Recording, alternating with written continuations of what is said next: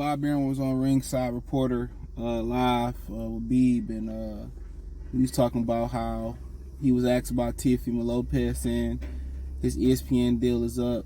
Let's talk about it. Thumbs up the video, share the video, subscribe to the channel, and the subscribe button is the bell icon button. Hit all notifications, increase your chance to get notifications.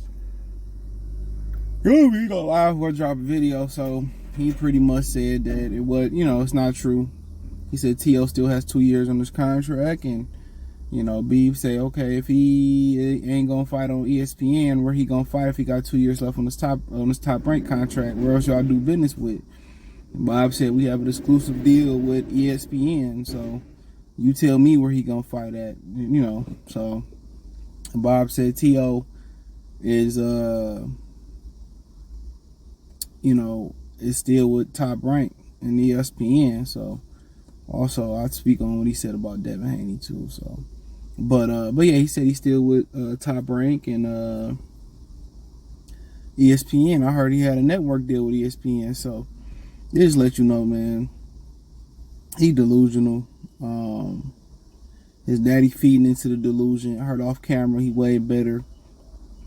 They trying to kind of get clout by doing clown shit and saying clown shit that they don't believe, and now you got people thinking they racist, and you give people a little bit of rope with that, a little bit of rope with anything pertaining to that, then they want to call you racist. They're gonna insinuate you racist, even a little bit, and they try to go back, delete it, and try to patch it up and shit, but they just talking the talk just for clout. And also as an interviewer, if them your people, you don't post shit like that. But if it's live, it ain't shit you can do about it though. But if people, you posting shit like that and you feel like you gotta delete it, you shouldn't post it. You know what I'm saying? I ain't knocking my mans and no shit like that. I'm just saying, Angie Martinez got a real nasty two-part interview that she never released. You know how people talking about you gotta do, the media gotta do, they just do, to not to instigate and put fuel to any more fire. But shit, he said what he said. But they just be talking. This just let you know, man, I'm not saying they racist or nothing like that, but they just, because I ain't never heard people, say anything bad pertaining to that, but they just be talking, dog. They just talk just to talk. You know what I'm saying? It's one thing to talk, and they not great at talking shit neither. Coming from a great shit talker, they not great at talking shit.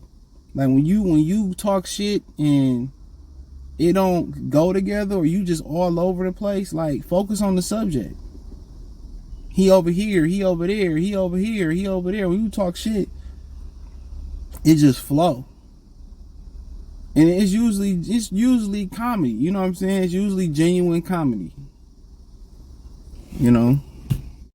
But, now he just talking, and now you gonna piss off ESPN, now you gonna piss off Top Rank. Well, you didn't even have to piss them people off, bro. That's the crazy thing about it.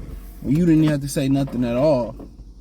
But, his dad don't need to be hyping him up on camera neither.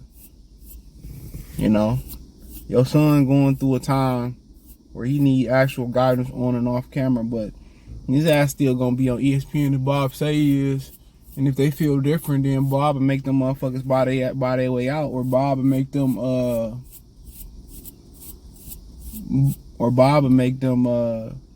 to court and tie that shit up where they ain't gonna make no money. Look what he did to Nicholas Walters.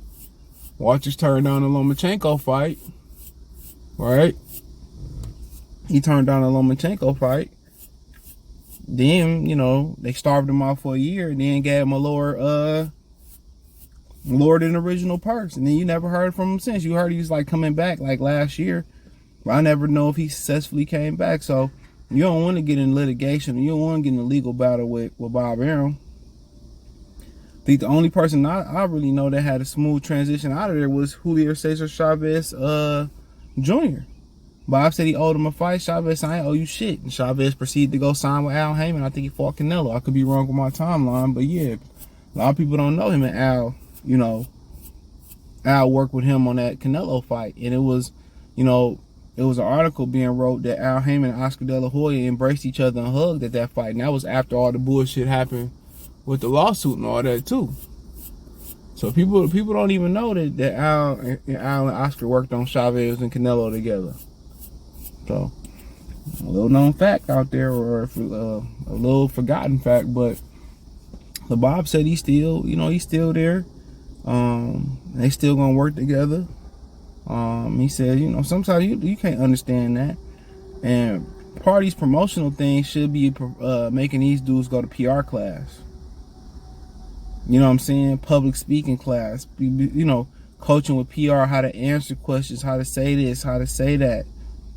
But now he making himself most hated. He trying to be the heel to sell tickets.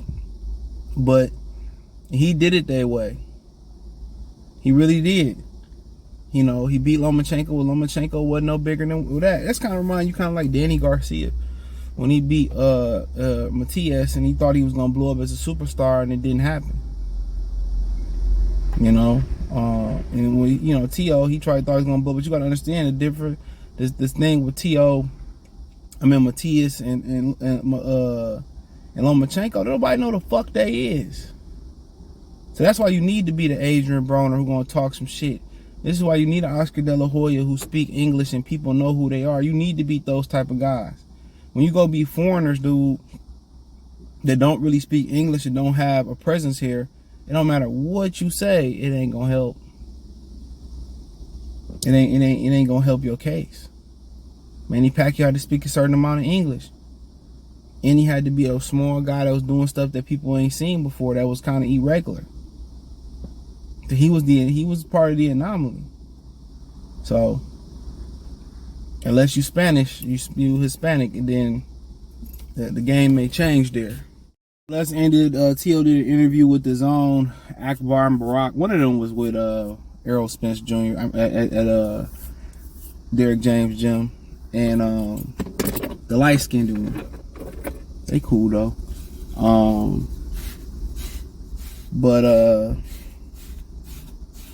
But he said he don't think Devin Haney got enough dog to beat Lomachenko. But he kind of went technical in there.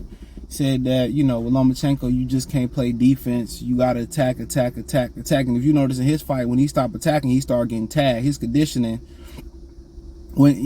fell off too. When his punch output went off, then Loma stepped it up. And he says that, you can't just play defense with Lomachenko. You got to attack. And he says he don't think size will matter because Lomachenko fought big and small guys in 400 plus amateur fights. And my thing about this, man, amateurs prepare you for a part, but you got to think about 3-4 rounds. You're going 12 championship rounds, bro, with somebody that's bigger than you. And I think what the size became into play with Devin Haney, it wasn't the fact that they stood next to each other. It's the fact that what Jermaine Ortiz was able to do as a virtual unknown, as an inexperienced opponent.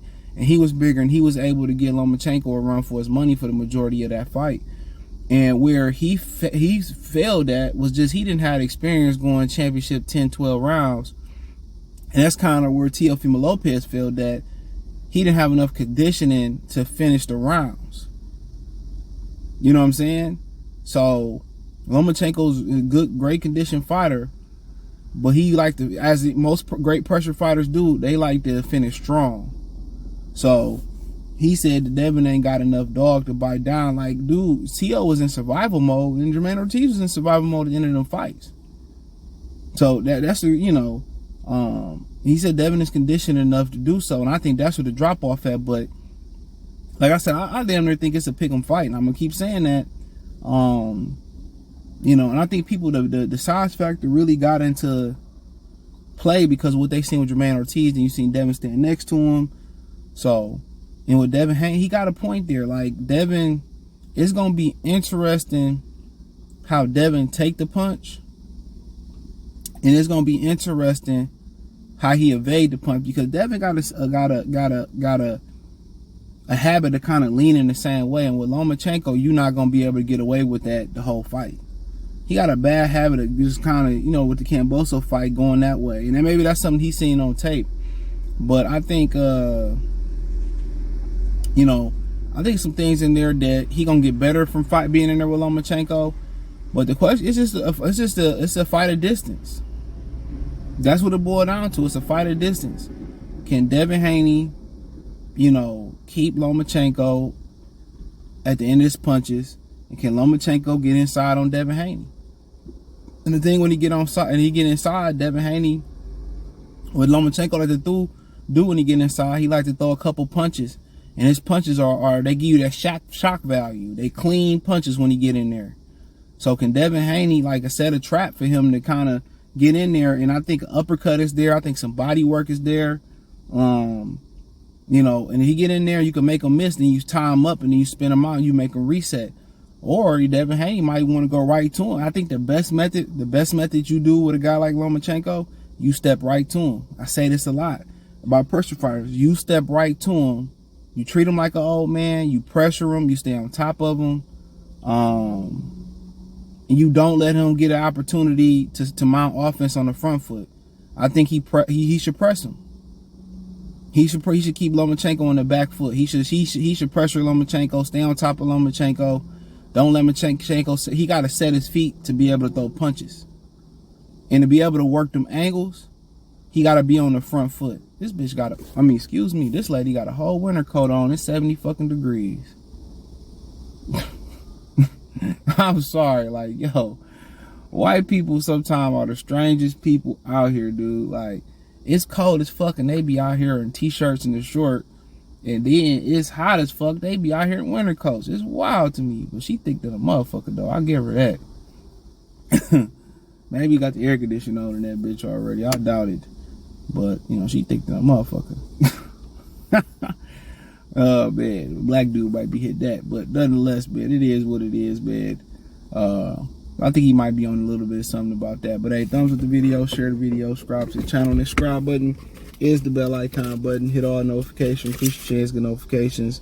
We go live or drop video.